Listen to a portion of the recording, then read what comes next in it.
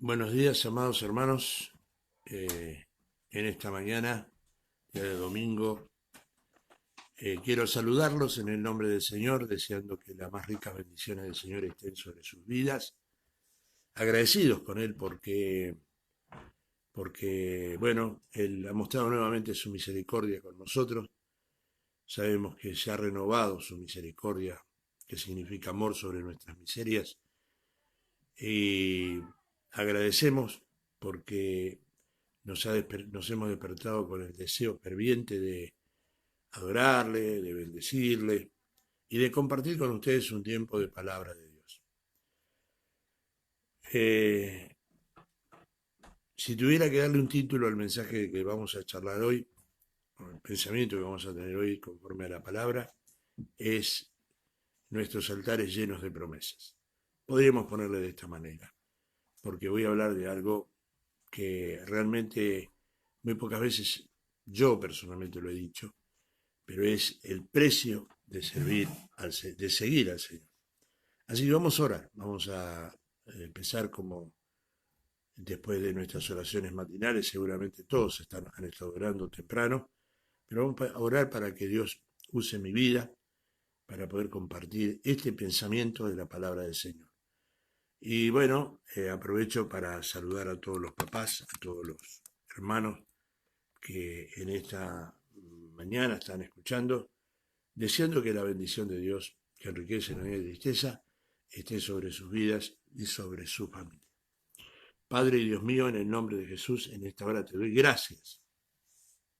Muchas gracias, buen Dios, por despertarme esta mañana, por haberme acompañado por los míos, por los que amo, por mis hijos, por mis nietos. Muchas gracias, Señor, por tu bendición maravillosa, de tu presencia constante en nuestras vidas, de la manifestación de tu amor, mostrando tu misericordia, Señor, hacia nuestra vida y nuestro favor. Te pido ahora, Señor, en el nombre de Jesús, que tú bendigas a nuestros hermanos que seguramente van a estar acompañándonos a través de este video. En el nombre de Jesús, amén. Dios bendiga a nuestra hermana Marlene de Brasil. La saludo desde aquí. Tenemos una amistad a través de los medios de comunicación de varios años, gracias al Señor. Y bueno, Dios bendiga a nuestro hermano también Raúl Badilla, que ya está compartiendo este tiempo de palabra. Dios bendiga a nuestro hermano. Yo quiero hablar de un precio, el precio de servir o de seguir al Señor. Allí en el libro de Marcos capítulo 23, versículo 31, el Señor Jesús hablando ya estaba en las postrimerías de su ministerio terrenal, estaba por ser sacrificado en la cruz, y le habla a sus discípulos y les dice, porque si en el árbol verde hacen estas cosas, en el seco, ¿qué no se hará? Eh, Recién hace unos momentos escuchaba a un hijo ministerial, pastor que está pastoreando la ciudad de Junín de los Andes, en la provincia, en el norte de nuestra provincia, y hablaba él estaba teniendo un mensaje a su congregación, a la congregación que pastorea, y hablaba del precio que había, de lo que se estaba viviendo en este tiempo definitorio, hermano.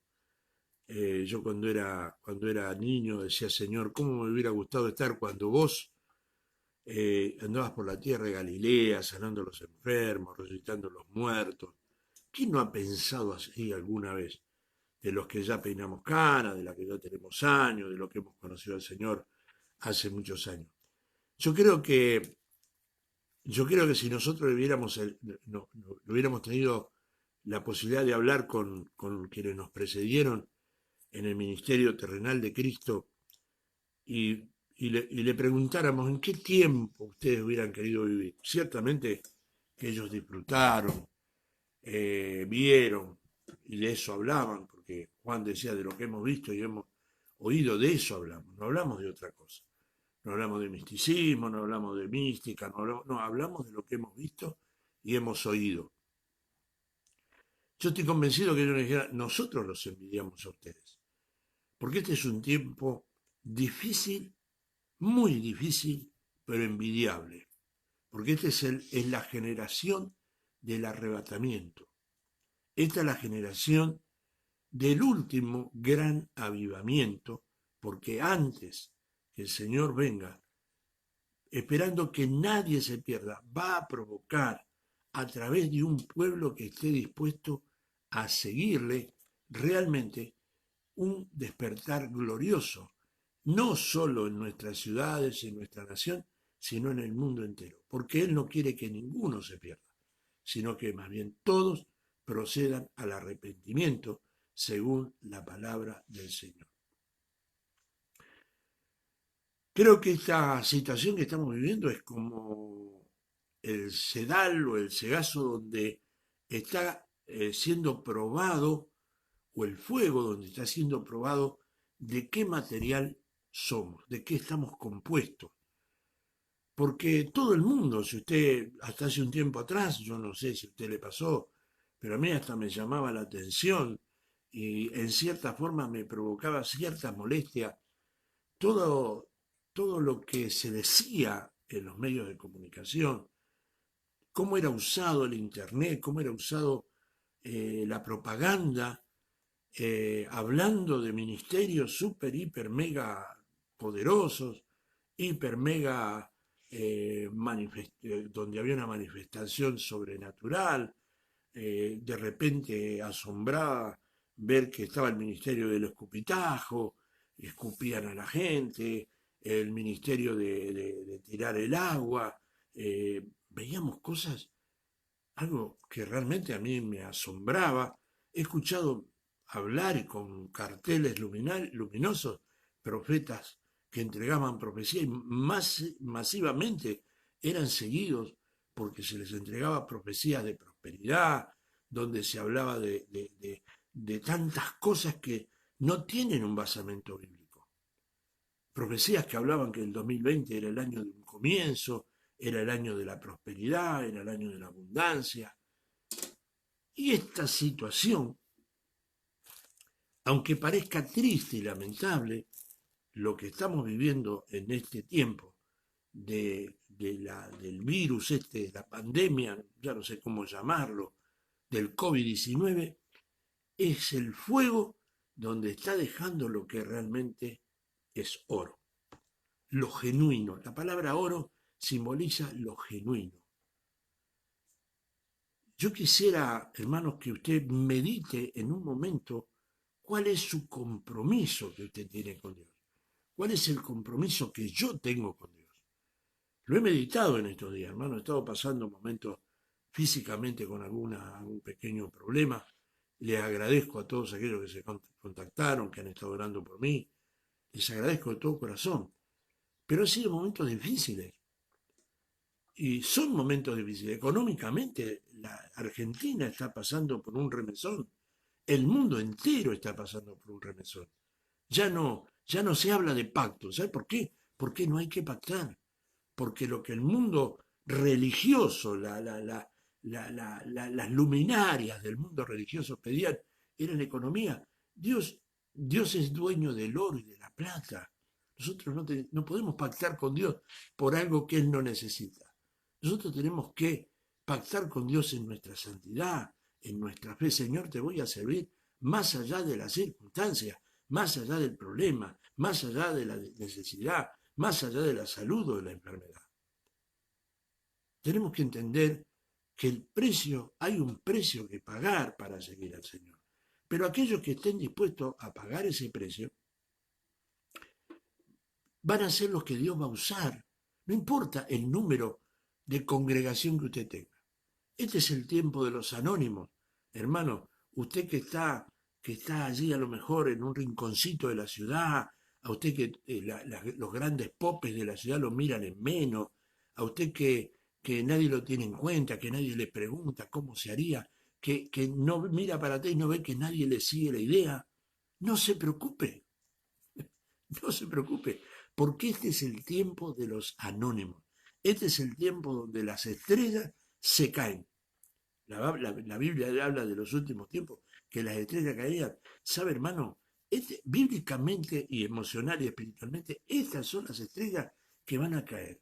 Los montes se van a caer, los grandes hombres, los grandes, porque cuando hablamos de grande, cuando decimos grande no decimos siervo, porque no hay ningún siervo que sea realmente grande. Dios va a usar a la casta de siervos, a la etnia de siervos, porque pareciera que hablar hoy de decir siervo es decir humillarlo, el último, aquí en Argentina, saludo a los hermanos de Chile, porque sé que hay hermanos en Chile que nos están viendo en Bariloche, como que esos pequeños grupos, esos pequeños hombres que se han mantenido fieles, entendiendo lo que realmente son, fueran, como decimos, la última chupada del mate. Pues yo te voy a decir algo.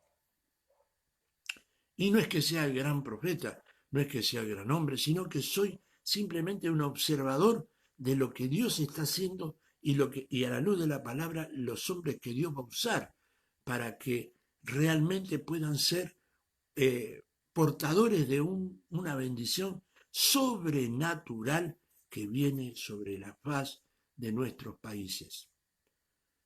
Mucha gente seguía a Jesús. Usted sabe, dice la palabra del Señor, que las multitudes lo seguían al Maestro. Nosotros tenemos pasajes de la Escritura que nos hablan ya en el libro de Marcos, capítulo 3, versículos. Yo anoté varios versículos. A veces tengo miedo de aburrirlos con tanta lectura, pero quiero basamentar lo que estoy diciendo.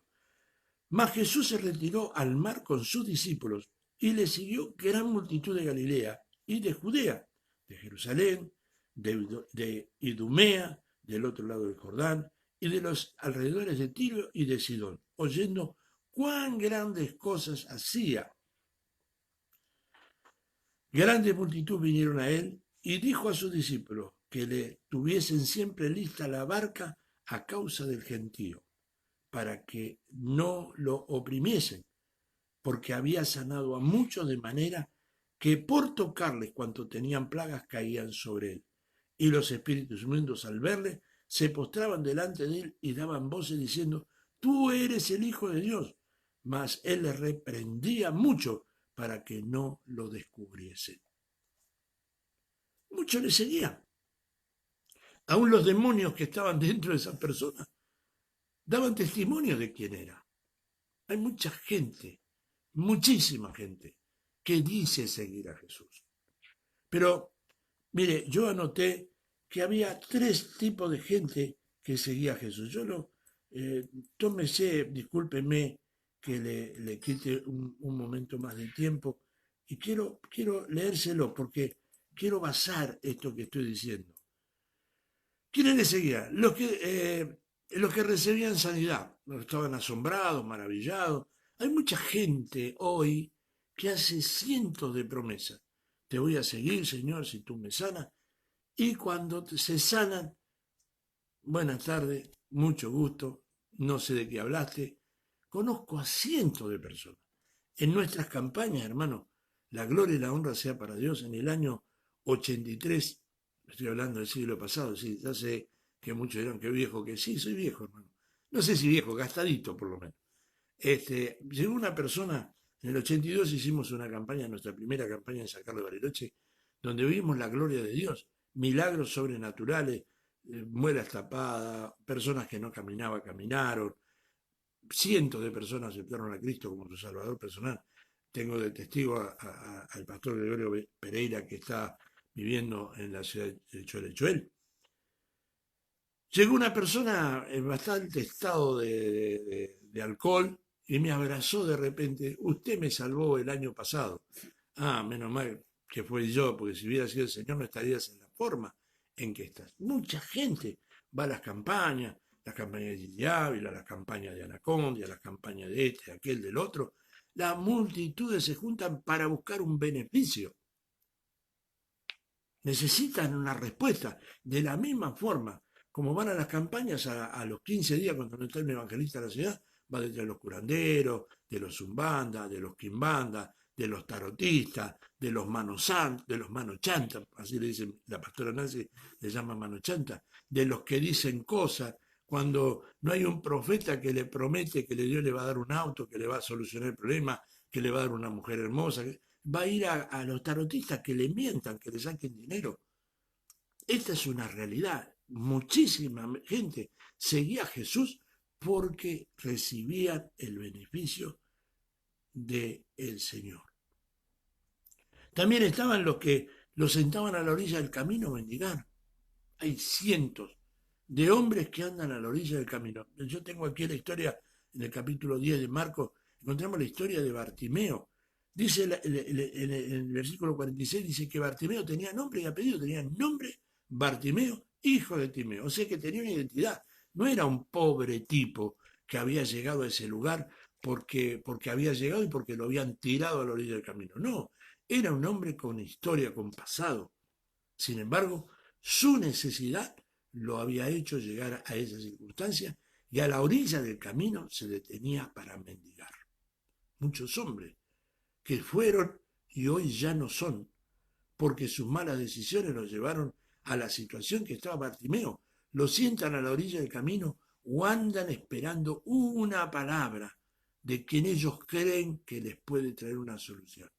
Creen, pero no le creen. Creer, todo el mundo cree, pero no le creen a Dios. Sí, en verdad, Dios tiene una palabra para ellos, pero la palabra que ellos esperan no es la palabra que el Señor les va a dar, porque el Señor seguramente le va a decir, arrepentite y convertite y busca. La palabra que ellos necesitan es la solución inmediata, la solución del momento. Esa gente seguía a Jesús. Bartimeo estaba a la orilla del camino. Muchos hoy dicen seguir a Jesús, pero están a la orilla del camino. Los discípulos también iban con Jesús. Los que hoy decimos, nos congregamos, estamos en los cultos, traemos nuestras ofrendas, traemos nuestros diezmos, disfrutamos los cultos, gozamos, reímos, cantamos, lloramos, zapateamos, hablamos lengua. Llamarlo a ese grupo nos podrían llamar los que seguían con Jesús y veían las maravillas que Jesús hacía. El capítulo 5 de Mateo habla el Señor, dice que la multitud lo rodeaba, pero él se apartó con sus discípulos. Él predicaba a las multitudes y a los discípulos les enseñaba. Y dice, y viendo la multitud subió al monte y sentándose vinieron a él sus discípulos, abriendo la boca, les enseñaba diciendo, y habla de las bienaventuranzas, habla de las bienaventuranzas. Pero voy a mostrarles una triste realidad. Allí en el libro de Mateo capítulo 27, del versículo 15 en adelante, usted búsquelo en su Biblia, búsquelo en su casa y va a encontrar una realidad triste. Esa misma multitud que seguía a Jesús, esa misma multitud que estaba aplaudiendo la bendición y recibiendo los beneficios del Señor, fue la misma multitud que pidió que lo crucificara. La misma. Yo lo tengo aquí. Por supuesto, no quiero robarle tanto tiempo, aunque el tiempo no es suyo, es de Dios. Dice que todos le pedían cuando el gobernador le puso a Barrabás y le puso a Jesús, decidieron por Barrabás. Y todos gritaron, crucifíquenle, crucifíquenle. La multitud, hoy en día, cuando llega el momento de la elección, también agarra el martillo para clavar las manos del maestro. Triste, pero real. Esta es una situación, no, pero no es lo que me dijeron. No, bueno, no es lo que me habían dicho. No es como, ¿para qué voy a seguir al Señor si sigo en las mismas condiciones que antes? ¿Para qué voy a seguir al Señor? La gran multitud actúa así. La gran multitud busca los panes y los peces. Jesús, después de haberle dado de comer a 5.000, la multitud le seguía porque era la solución. Ahora no tenemos que trabajar para conseguir comida. Vamos a seguirlo a esta hora y se multiplica el alimento. La multitud sigue a aquellos que proveen alimento. La multitud sigue, a veces nosotros como iglesia decimos, bueno, pero para que la gente conozca al Señor. La gente no va a conocer al Señor por el plato de comida que nosotros le demos. La gente no va a hacer eso. Nosotros en nuestra casa, cuando digo casa estoy hablando de nuestra congregación, tuvimos un comedor por esfuerzo propio donde le dábamos de comer a 180 criaturas, entre hombres y mujeres. ¿Sabe cuál fue el pago de eso? Que en vez de agradecer a Dios, criticaron a quienes les daban de comer. Yo no les daba de comer porque a mí me sobraba. Yo daba de comer porque Dios había puesto en mi corazón, pero la multitud, la gran multitud no vino a buscar a Dios, vino a buscar el plato de comida, la vianda. Nosotros nos equivocamos, amados hermanos, cuando pensamos así. Lo único que va a hacer salvo al hombre, a la mujer, es decirle la verdad. Decirle que sin entregar su vida, sin aceptar a Cristo como su Salvador personal, puede tener el estómago lleno porque le hemos dado de comer, porque le hemos comprado, le hemos regalado ponerse zapatillas, aunque sea usadas, pero hemos regalado. Podemos hacer un montón de cosas, pero sin decirle que tienen que aceptar a Jesús como su Salvador personal, va a hacer que la multitud solamente se junte por los panes y por los peces. La multitud que seguía a Jesús por los beneficios, pidieron que lo crucificaron, decidieron que lo crucificaron. Los discípulos, aquellos que aplaudían y que muchas veces nosotros, como nosotros aplaudimos, nos gozamos, alabamos al Señor, hablamos en lengua, saltamos, danzamos, lloramos, qué sé yo, y hacemos cientos de promesas.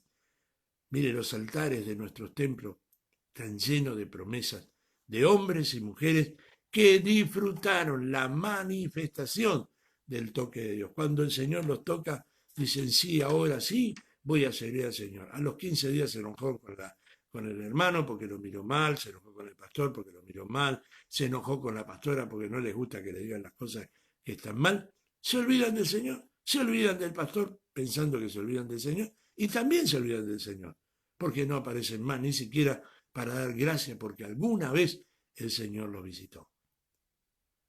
Los discípulos del Señor, hermano, mire, yo tengo aquí un par de capítulos y versículos, por supuesto no los voy a leer, discúlpeme, estoy medio complicado con la computadora.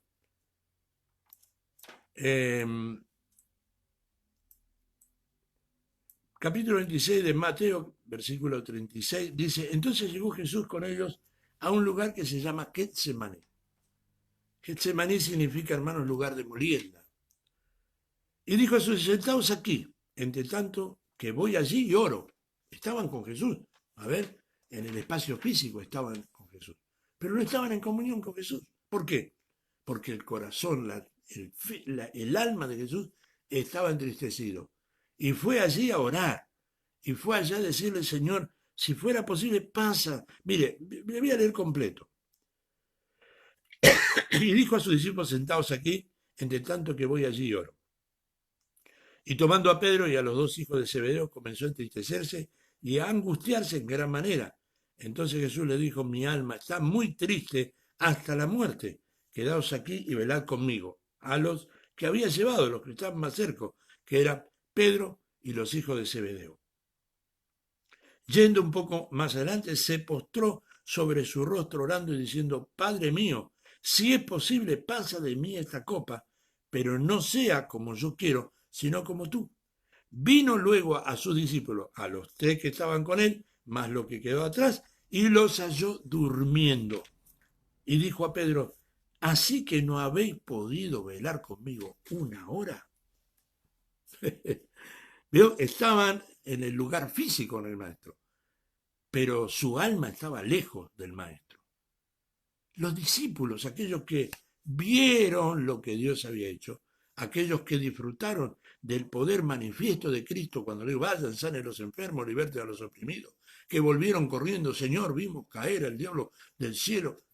Esos mismos que se beneficiaron de tantas cosas que habían recibido, lamentablemente cuando llegó el momento de estar tete a tete con el maestro, se durmieron. El discípulo que dijo, yo, Señor, ¿sabe qué? Me juego la vida por vos. Ese lo negó.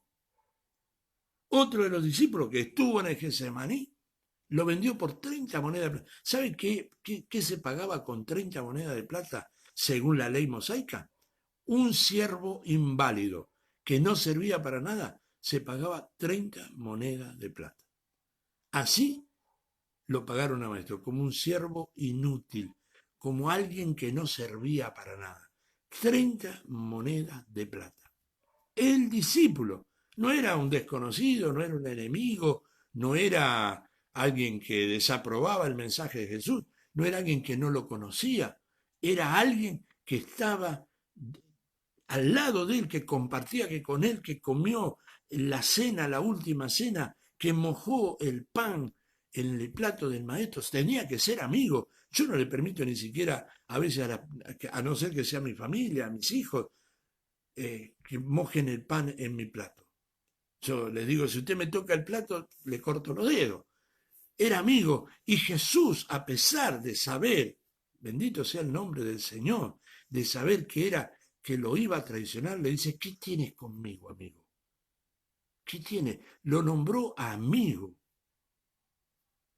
¿Usted tiene claro lo que le estoy diciendo? Su discípulo, su discípulo.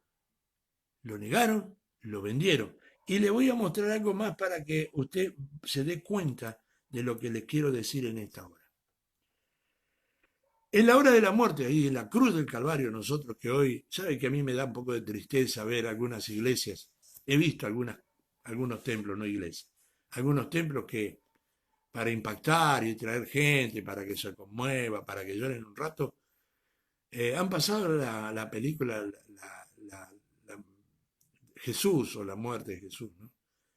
Si supieran que eso solamente es una pantomima de un hombre que niega a Cristo, porque este hombre que es el director de esta película no quiere saber nada con Dios. Sin embargo, hacen que la gente vaya y llore, y parece que eso fuera el imán para meter gente dentro del templo. Sí, para meter gente dentro del templo no necesitamos nada más que creyentes. Lo hablamos el otro día. Pero los verdaderos discípulos, su esfuerzo, su lucha, no es meter gente delante del templo. ¿Sabe por qué? Porque llenar los templos, para lo único que muchas veces, y no decía siempre, muchas veces sirve, es para aumentar el ego de los que estamos al frente. Qué éxito que tiene el pastor fulano, qué éxito que tiene el pastor Mengano. Usamos las cosas que no sirven para cambiar vidas.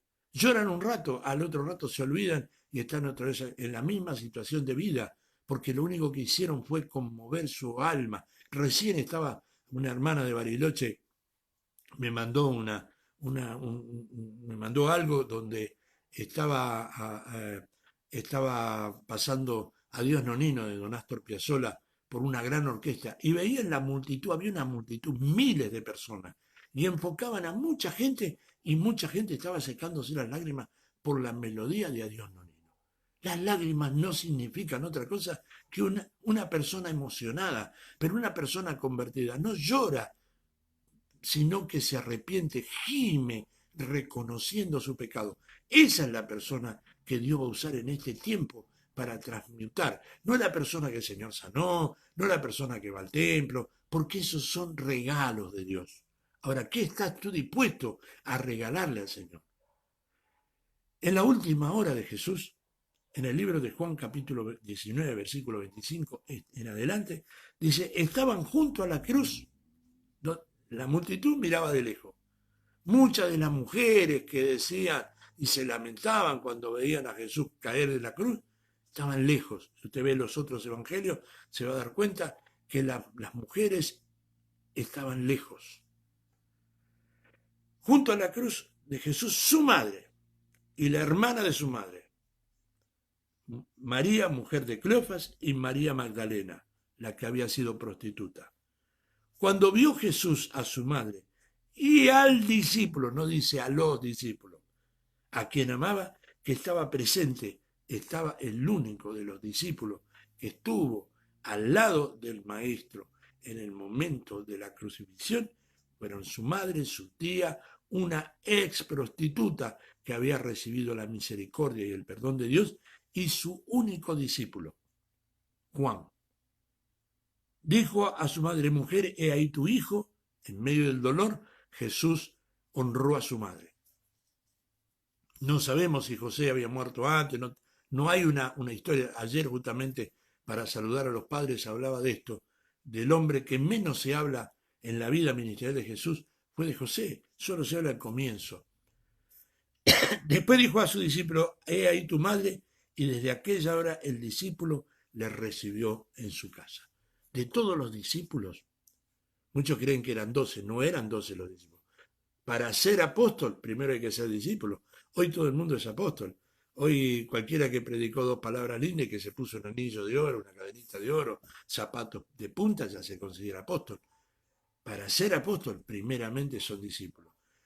De todos los discípulos que tenía el maestro, apartó a 12 para ser los apóstoles. No cualquiera es apóstol. Amado hermano, no se deje engañar, no se deje mentir, no se deje robar. Lo estoy hablando con todas las letras, amado hermano. Sé que me estoy ganando enemigos. Le estoy hablando a los del ministerio bajo el poder de la unción. Los demás, si lo reciben, gloria a Dios. Pero le estoy hablando a los que son parte de esta casa, a los que tengo la responsabilidad de entregarles esta palabra.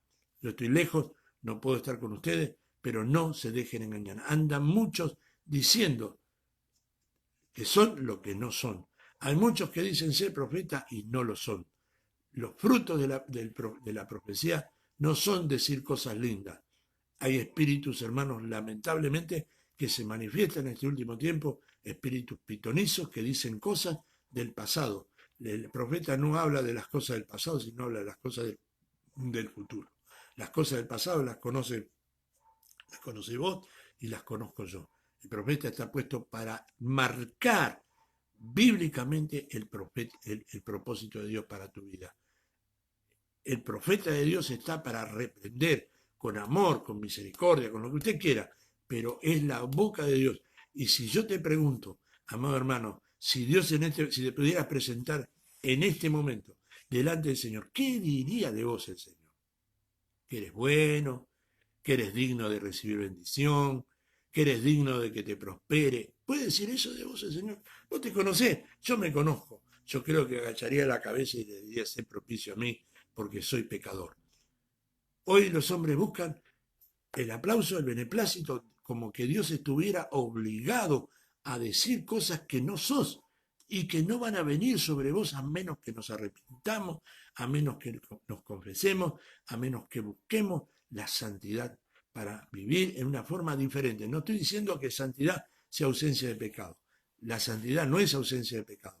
La santidad es el Espíritu de Dios que te hace entender y te hace volverte de tu pecado, confesarte, Señor, ten misericordia de mí porque he pecado, he caído. El siervo de Dios David declaró ante el pecado de adulterio y de homicidio, declaró, sé propicio a mí, Señor, límpiame con hisopo y seré limpio. No le pidió por el reino, no le pidió por el beneplácito de la corona, no le pidió ni siquiera le pidió por el oro que había en el reino, le pidió, no apartes de mí tu Santo Espíritu. Lo más importante para un hombre caído que ha pecado es pedirle, Señor, no apartes de mí tu presencia. Los discípulos no estuvieron al lado de Jesús. Se fueron, tuvieron miedo, se escondieron y vivieron varios días escondidos hasta que el Señor los fue a buscar, se les apareció a los discípulos. Amado hermano, el seguir a Jesús en realidad tiene un precio.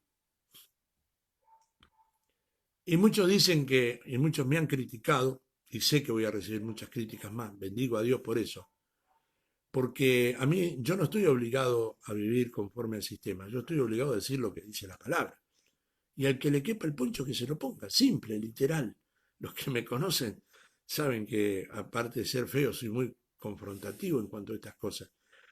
Pero la realidad es que seguir a Jesús y ser hombres y mujeres que provoquen un despertar sobre nuestras ciudades, sobre nuestro país, sobre esta Argentina tan hermosa que tenemos, lo único que hará eso es nuestra fidelidad de seguir a Dios, al Señor. No es fácil, tranquilo, no vienen tiempos mejores. Por eso el Señor dijo que el Evangelio no es para los medios hombres, por no decir otra palabra, ni para las medias mujeres. El reino vivir en el reino, cuando dice el reino de los cielos se hace fuerte. ¿Sabe lo que está diciendo? El reino de los cielos no es para cobardes. El reino de los cielos no es para aquellos que andan a medio andar, a medio caminar. El reino de los cielos se hace fuerte y solo los violentos, y la palabra violento nunca está mejor aplicada sino en este versículo. Hay que ser violento. Violento no es andar a los golpes. Violento es confrontar lo que no está bien. Violento es no seguir la corriente.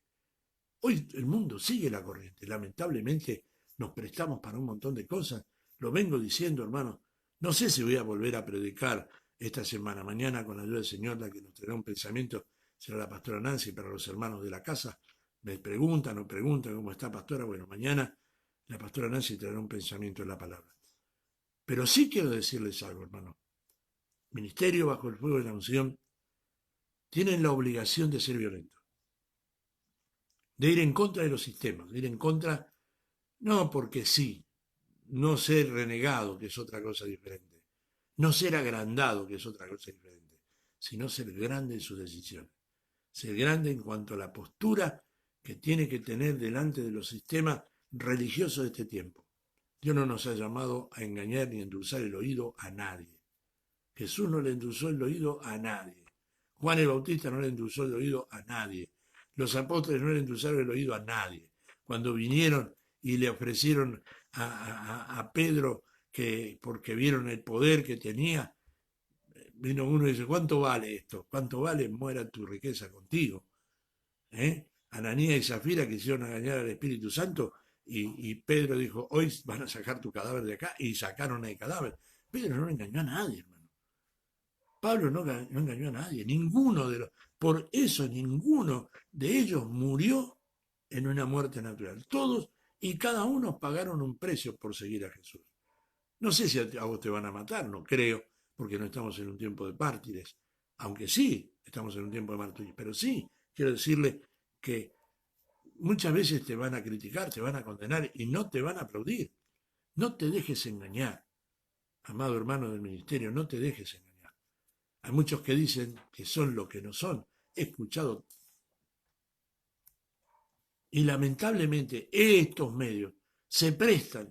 Escucho gente que dice, vio pastor, el hermano fulano dijo que va a hacer tal cosa, el hermano Mengano dijo que va a hacer tal cosa. Hay uno que tira la Biblia y la gente cae. Hermano, eso no tiene nada que ver con los principios de Dios.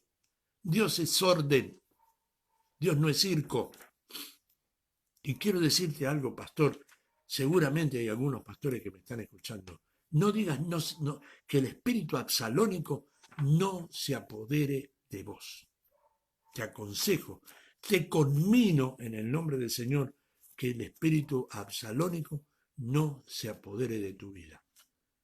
No tengas un espíritu usurpador. Cuando vos decís mi iglesia, estás usurpando un lugar que no te corresponde. Tú puedes pastorear a la iglesia, puedes soportar a la congregación, debes alimentar a la congregación, debes enseñarle a la congregación, pero la congregación no es tuyo. Las ovejas, así como las ovejas que estaba pastoreando Moisés, tienen un dueño, y ese dueño la pagó a precio de sangre. La iglesia no es tuya. Todos otros dicen, mis miembros, ¿miembros de qué? Tú tienes miembros en tu cuerpo y lo único que tienes y no es tuyo te lo prestó el Señor. No uses esos términos. Pastor, pero es una forma. No, no, la forma también hablan de qué hay en nuestro corazón. La vanidad absalónica no tiene que estar en la vida de los hombres que se consideren siervos de Dios. Ahora, si se consideran estrellas, sigan usándolo. Pero yo me dirijo a los siervos, a los hombres que de verdad quieren servir al Señor. Hermano, para los padres que están acompañándonos, hemos tomado 45 minutos de su tiempo. Les agradezco por haberme permitido entrar a sus hogares, sentarme a la mesa, quizás están tomando mate. Algunos estarán anotando para criticarme. No hay problema, hermano. Estoy a su disposición para responderle cualquier pregunta que tenga según el punto de vista que yo tengo de la palabra del Señor. Les abrazo en el amor del Señor, les dedico y decido que tengan un feliz Día del Padre. Aunque el Día del Padre son todos los días, hijos, honren a sus padres. pero también le digo a los padres, honren a sus hijos. El Señor de paz los bendiga hasta cualquier momento cuando Dios disponga. Como decía recién, el día de mañana nuestra pastora Nancy estará trayendo un pensamiento de la palabra del Señor.